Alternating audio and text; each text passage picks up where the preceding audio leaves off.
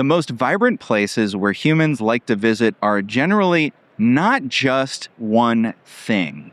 Some people live there. Some people work there. Some people eat there. Others shop there. When you have these mix of uses, there's more reasons for more people to want to live, work, and play in the same location. Now, my guest today understands this well, and we're going to dig into the details. Today, we're talking with Sean McNamara, the head of mixed-use property management at JLL.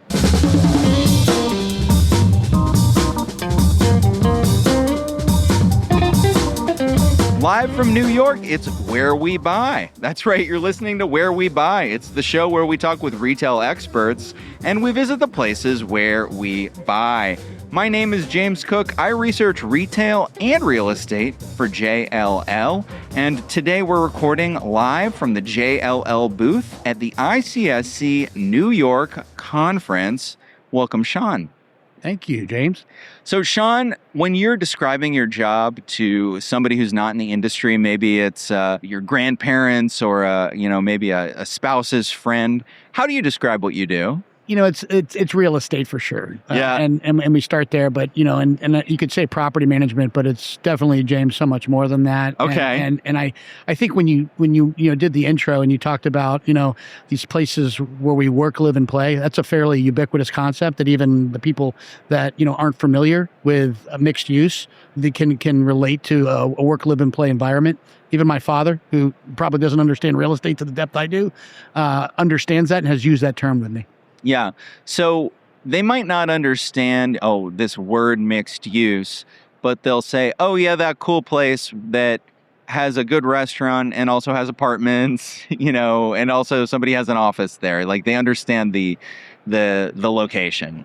Yeah, especially if it's a place that has a true sense of place and destination, things that resonate with people in the community. There's plenty of examples, but usually it's gone from a 3-letter name to something that's just a single name that's become people's third place. So your group manages all of these different types of properties, all these different types of uses in this mixed use setting. So it's not like one person who manages a shopping center also knows how to manage an apartment. So I imagine you've got to assemble, for your team, you had to assemble experts for all the different types of uses. Is that fair? Yeah, it's probably one of the more challenging parts of managing mixed use is you need to, for sure, have the subject matter expertise and the resources that go along with managing any one of those asset classes you mentioned. But you have on a single piece of dirt, sometimes these asset classes with somewhat divergent motivations at times, and you have to have somebody that understands alignment and how to bring alignment. And one of the things we did when we built the Mixx was we tried to create a connected platform ecosystem for the ecosystem, because you can't really make a connection, which is what we're trying to do when we create a sense of place, without being connected. Yeah, and you mentioned the Mixx, and that's Mixx with 2 X's, right? You bet. 2 X's. We spent a lot of time on that one. That's the branding for this group that you lead. And it's all about, getting in the mix. Yeah. I mean, we talked about work, live, play as a fairly ubiquitous concept. But what wasn't ubiquitous, probably a little more esoteric, was the approach to how you do that. People say they can do it, but when we embarked on this, there was a lot of opinions out there about how it could be done and truly coalesce all of the service lines. And it's difficult within large organizations. Sometimes we're difficult to navigate, James. I mean, it's that we tried to create was a way to bring all that through a single pane of glass that we ultimately called the Mixx, and then modulate that pane of glass based on what our clients were building. So we're talking today in Manhattan, which is one of the great organically created mixed-use projects in the world, right? How does that compare with the kind of projects you work on? These are projects that a developer's gone in and tried to recreate that mix. Is that fair to say? For sure. Yeah.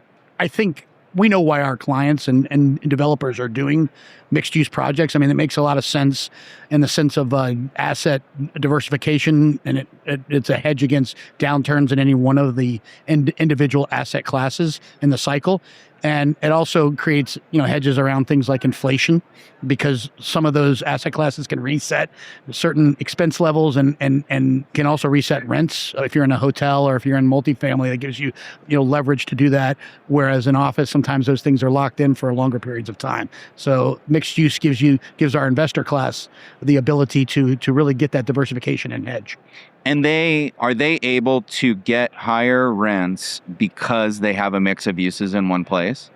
Yeah, that's a great question. I think the conventional wisdom is if you build mixed use, you should get a premium to market. But what we found is that also you can't just build exceptional brick and mortar and expect that to really get the premiums, because research has shown that you will get the premiums, but the research has a caveat, a little asterisk, if you will. Okay. Yeah, and it says only the best managed centers really create that identity, which is we saw the need in the marketplace. And when we built the Mixx, the other thing I said was when we approached the leadership group that built the Mixx, I said, let's make this an academic exercise. Let's treat it like a design charrette. And let's throw away all of our conventional theories about how we would manage individual asset classes, because what we want to do is create a unified platform for our clients building mixed use. Because when we apply that, and create that single pane of glass with the great resources and subject matter expertise within JLL, we can help our clients achieve those premiums in a way that they couldn't otherwise do if they were siloed or they were brought, into a different type of management structure. I see. Okay. Mixed use projects you'd think that they wouldn't change and evolve with the times because it's just a mix, it's a little bit of everything, but that's not really the case. I feel like more recent mixed use projects are different than ones of, decades ago. How have you seen these projects change over the years? Yeah, I think from a design build aspect, when developers are now building mixed use, there's a lot more careful thought around site selection, things like what kind of public realm and infrastructure are coming in around these projects. What else can I leverage within the mixed use ecosystem? What type of demographics are in the areas? And that will inform what types of asset classes and uses are on there. And then another, I think something that's been fairly nascent, but you're seeing a lot more of, you're going to see a lot more sports anchored and sports adjacent type mixed use, playing off of what was done at the Battery, with our very own, David Demarest, and just the amazing job he did there and merchandising, the structure around the Atlanta Braves in Atlanta. That's one of the types of hyperbole mixed use. We work on a project out in Orange County called OC Vibe, and it's anchored by the Anaheim Ducks. So you see some of this sports anchored and sports adjacent mixed use projects coming in, but I also think developers are being more careful and deliberate about the type of placemaking they build into the project so that we can activate and place make and make it successful, create that identity, create that narrative in the story. So you've got this growing number of projects with some kind of sports anchor. Do you have to have a marquee anchor that drives it to make this a mixed use project successful? I think that absolutely helps. I mean, when you think about the sports element of this, obviously there's a driver already there. I mean, it creates, an immediate destination for certain, home games, if you will, of the sports team that's coming there. So you already have that. Obviously it's built in, but I think you also have to worry about non-game days. And that's where the rest of the mixed use comes in. And that's where we have to think about, very strategically about what it looks like when it's not a sports day and building, mixed use. And there's clearly mixed use project out there. One of my favorite examples is the Plaza Coral Gables. And that's our city on the hill where we do office, retail, and multifamily, and all of the placemaking and activation and the retail leasing and merchandising there. That's not sports anchored, but it's been very successful. It's an example of I would say the type of mixed use that you would build, in a suburban setting that's generational or transformational without sports, and it doesn't have like traditional acres on the center, because the retail there is, it's inline mostly, and it's different than like power center or lifestyle retail that you would see just on the corner of your neighborhood. It's built into the infrastructure and the fabric of office and multifamily and a hotel component. So that retail is a little different. So it doesn't require the traditional anchors because you've got other reasons driving consumers to the project, but you still have to think about how to make those retailers successful, because retail is often the front door of your mixed use project. So it's important to get the right merchandising mix more than having the anchors, I think. So that example, Plaza at Coral Gables, which is in Coral Gables, Florida. Correct. The retail has to appeal to, you've got office workers, you've got visitors who are just coming there for the retail, and then you've got people who are hotel guests. Tell me a little bit more about what that retail offering looks like. Yeah. And the other component of that is you have retail not less than a mile down the street from it at Merritt Park, which is a heavy clothier, fashion retail. So you have to create something that wasn't that and that would appeal to the I'll go back to the example of work, live, and play. Where can I go to work, live, and play? And what kind of retail can I put in around there that would be successful? And how can I, create retail on there that supports the other vertical uses that drives? We talked about driving premiums, and it suggests in the research that you can get up to 10% premiums in your multifamily and office vertical to the same flight to quality in the market if you build and activate and manage mixed use properly. But that part starts with getting that merchandising mix right. So there, it's a healthy mix of F&B. So it's got some exceptional restaurants. Okay. It's got, I think, health and beauty is a big component of it. And it's 160,000 square feet of retail mixed on an almost 2 million square foot project. But it's carefully and deliberately merchandised to support what that ecosystem is and to make sure that the retailers that we do put in there are successful.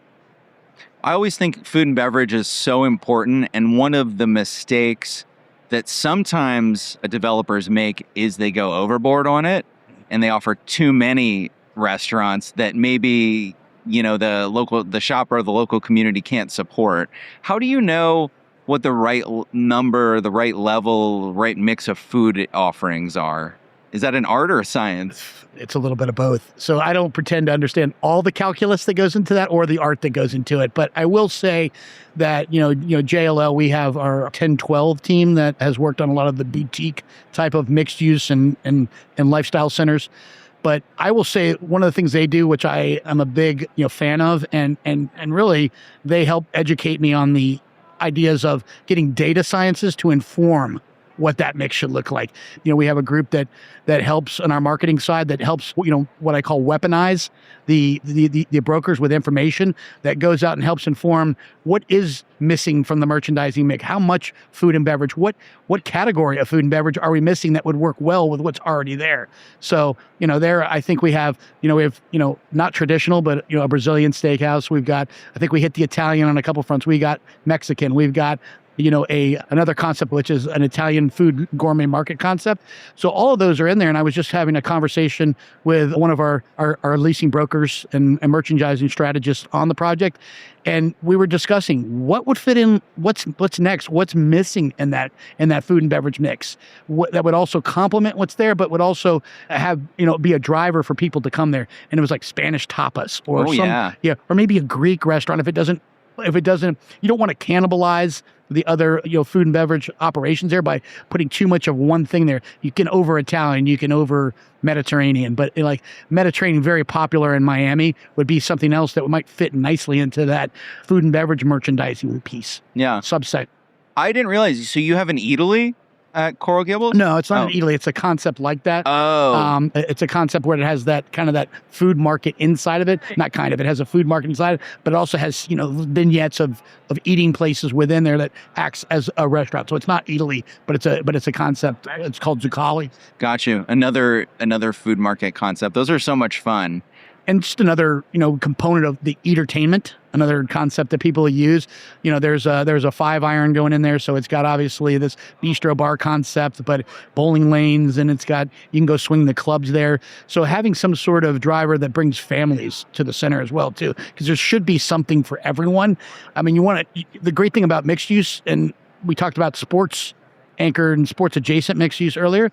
you want to come for one thing, but come back for something else. And I think if you can create that narrative and that dynamic, that's where you get the most successful things. You come maybe for a baseball game and it's the whole family and the wife says, I'd love to come back and shop here or come back or eat here. And I think that's one of the goals that, a lot of the people building mixed use today have. They come early, stay late, kind of dwell time from the retail world, but also what brings them back? How can I create a connection when they're on site and create brand loyalty? So you're working with, the one example is a OC Vibe, but there's probably others of projects that are still being built, right? What is the timeline for a mixed use project? Is it like a decade-long process? How long does it take for one of these to go from start to finish? That's a great question. And I can just tell you what I learned about the Mixx. It's the long game. It's the capital markets equivalent of basically value add. You're investing now for your returns later, and they're premium returns. And I think that's our clients see that, but also from the Mixx standpoint, we don't mind investing alongside of our clients when they're building, because to a developer, everything is cost going out. And to your point, these are long windows. These are not like I'm building an office building and I'm delivering it tomorrow, fully commissioned in TCO, like within a 1 to 2 year period. To your point, these are 5-year to sometimes 10-year. OC Vibe is a 10-year phase development window by the time they get to the multifamily and fully deliver that. And then within each phase, there's a stabilization period. So we try to make the Mixx relevant from the time it's dirt. We have an advisory period that we work with our clients in an advisory role, to delivery, which is when we really start taking on the operations and applying our subject matter expertise in all of the different verticals, and then all the way through a stabilization. And each phase will have stabilization. So these are long phased periods of delivery and then stabilization. Gotcha. So as an example, the OC Vibe project, that's in Anaheim, right? It's in Anaheim. Okay, in Orange County. And tell us a little bit more about what that project's like and kind of what's the vibe of OC Vibe? Well, right now the vibe is it's crusting out of the ground, and I wake up every morning a little healthy scared. Oh no! Just because there's so much to do, and we are scaling our subject matter expertise and talent onto the project in partnership with the team that's building it at OC Vibe. And the great thing about that project and the ownership there, they're true partners. I think it's the only way that we could ever deploy the Mixx. You have to have a conversation around a lot of things. It's not just, here's our proposal and this is how we'll manage it. Everything becomes a conversation. And right now it's here are the first elements of that coming out of the ground. And the vibe is the Anaheim Ducks they're crushing it right now, and I think they're leading their division. So the games have started there. So the first parts of that, we're managing roads, we're managing parking garages, we're managing some of the infrastructure that's gone in there, and we have an eye toward the stuff that's coming out, because there's a whole office building and market hall and inline what they call retail row. Retail that's going to be delivered in this upcoming year. So we are managing what's already been built and crested out of the ground, the brick and mortar that's there. And in a large way, we're managing the fan experience for the Anaheim Ducks in and around the Honda Center. And then we're looking now to get ahead of how do we create that experiential feel now for the stuff that's coming out of the ground, the office, the retail, and everything else. There's a concert hall coming. And then, there's another element of these projects. There's 2 hotels on that project. So this is hyperbole mixed use. It's by every definition, every food group. It's got the sports adjacents, it's got the entertainment, it's got the hotel, it's got office, retail, huge multifamily. So when you think about the development window and timeline on that, you have to manage what's in place. And then while all about you is chaos, you have to maintain calm, because, you have stuff to manage while other stuff is still coming out of the ground. That's pretty much every development project. Even the Plaza Coral Gables had its period of office tenancy and residency in the multifamily, where we were still delivering another office tower, a lot of the infrastructure, and a lot of the retail build. So there was a construction zone going around office operations. So you have to be prepared for that. It's not like delivering an office building and, it's TCO'd. While you're TCOing that, you have other stuff still being built, ready for TCO in a year from now. So it's a very challenging environment to manage in. Wow. So OC Vibe, the anchor is the Anaheim Ducks hockey arena. How long has that been around? Oh, it's a legacy venue operations. It's 30 years. Okay, so that's been around for a while. But then they said, hey, we're going to turn this into an anchor for a whole project. But before that, it was standalone. So like, how do you integrate a stadium into this whole mixed use project, which, it's got to be difficult. Very strategically. Yeah. Okay. It is difficult because you have to understand there's really, two organizations there. They're OC Vibe, but you have the venue operations team, which have been running very successfully, the Honda Center. And they wake up one morning and they learn, oh, we're going to have 100 acres of hyperbole mixed use being built around us that includes all those food groups I mentioned. So you have to, there's an education process that happens there too.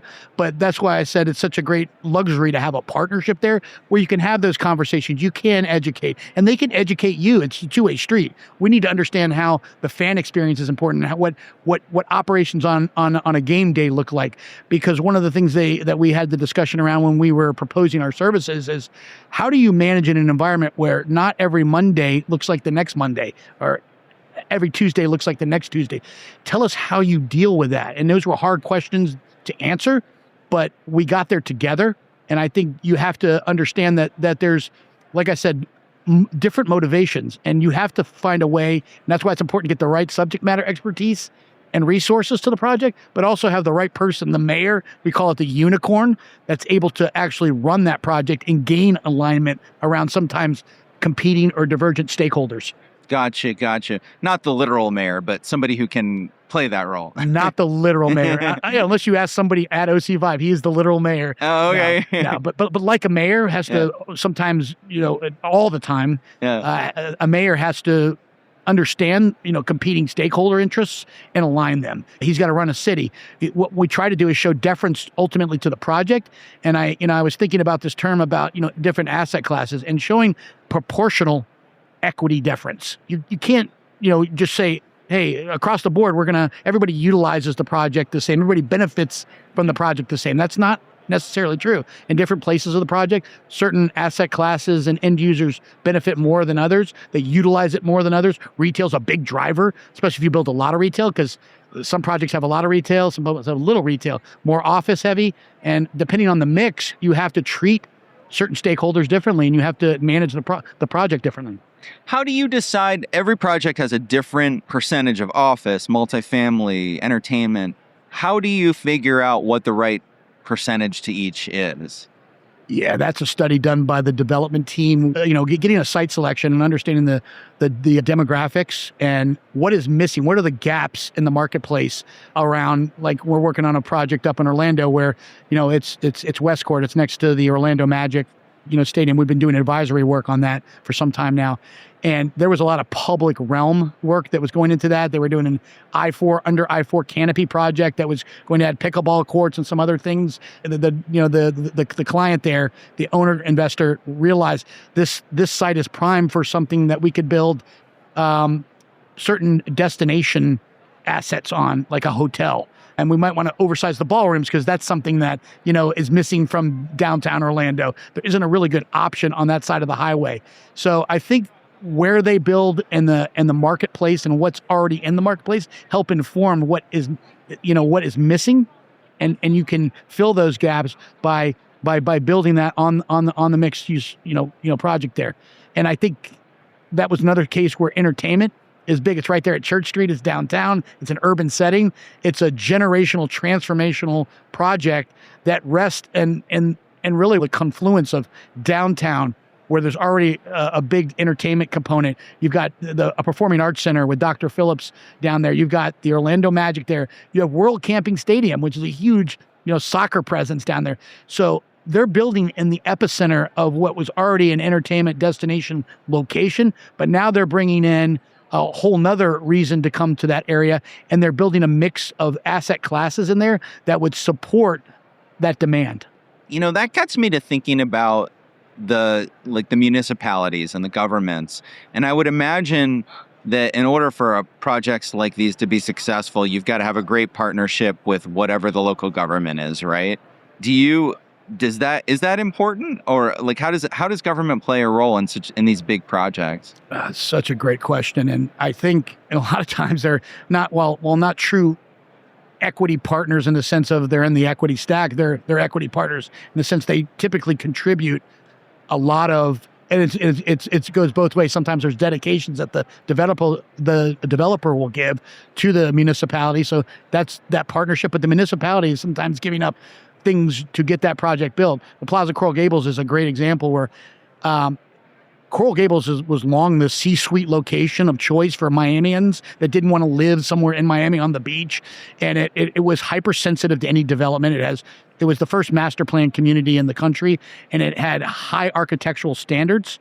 So I didn't think the Plaza Coral Gables, a $700 million project in the middle of Coral Gables, would ever get built in my lifetime.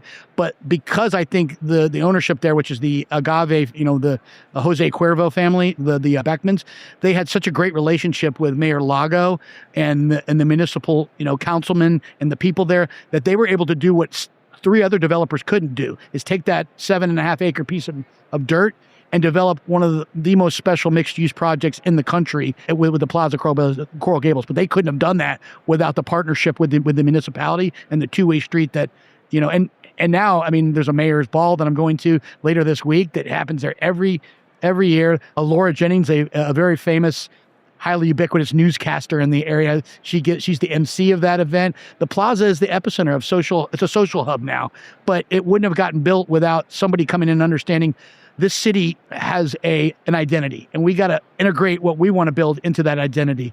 And the architectural standard of it isn't easy because everything out there is gabled roofs and, terracotta and stone. It looks like an old Spanish city set in the middle of Miami. Oh my gosh. But the one thing I think is also playing big into these mixed use is a technology component that we probably haven't touched on, but is getting to be more and more important.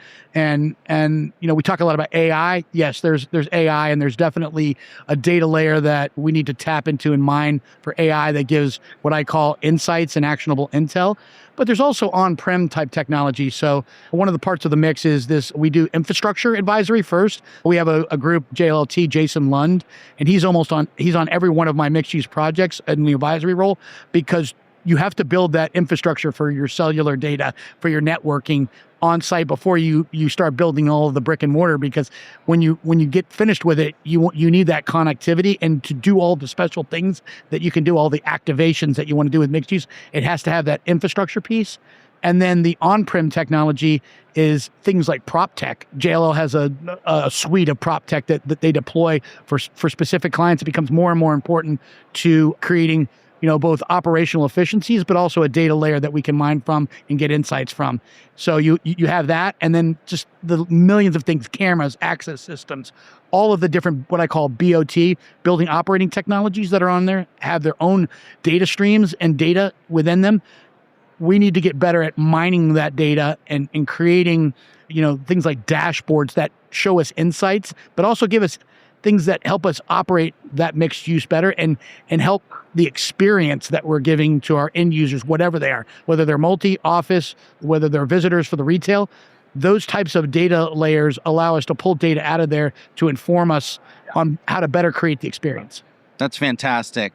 Well, Sean, thank you so much for joining me today. This has been a really interesting conversation thinking about mixed use. And, we don't always think about there's so much that goes into behind the scenes, of these projects. So it's great to talk to somebody you're the wizard behind the curtain, right? Yes. Mixed use. Absolutely. The whiz, the mix, the whiz of the mix. I don't know where I'm going with this. Yeah. There's magic in the mix, as we say. So much like the wizard behind the curtain, we think we've got some magic, but it's really done through a carefully thought out and very deliberate strategy to deliver, excellence to our clients that are building Mixx. The Mixx was specifically and deliberately designed to do that. Awesome. And for folks out there, if you want to hear more interviews, audio retail tours, and new research insights, you can subscribe to Where We Buy on the iPhone podcast app or on Spotify, wherever you get a podcast, or wherever you like to go to get a podcast, you can find us. Just search for Where We Buy. And we are also on the web at wherewebuy.show. Our theme music is Run in the Night by the Good Lords under Creative Commons license.